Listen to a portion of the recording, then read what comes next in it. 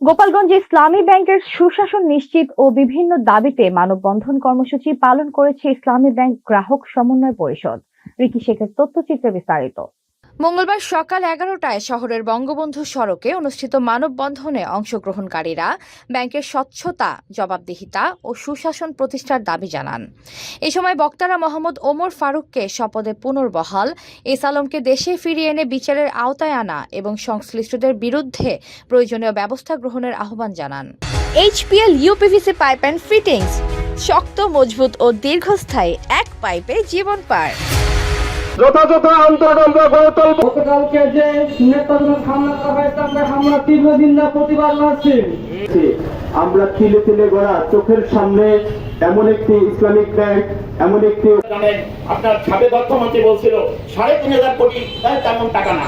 মানববন্ধনে গ্রাহক সহ বিভিন্ন শ্রেণী পেশার মানুষ অংশ নেন। বক্তারা ইসলামী ব্যাংকের সুষ্ঠু ও স্বচ্ছ পরিচালনা নিশ্চিত করতে সংশ্লিষ্ট কর্তৃপক্ষের জরুরি হস্তক্ষেপ কামনা করেন।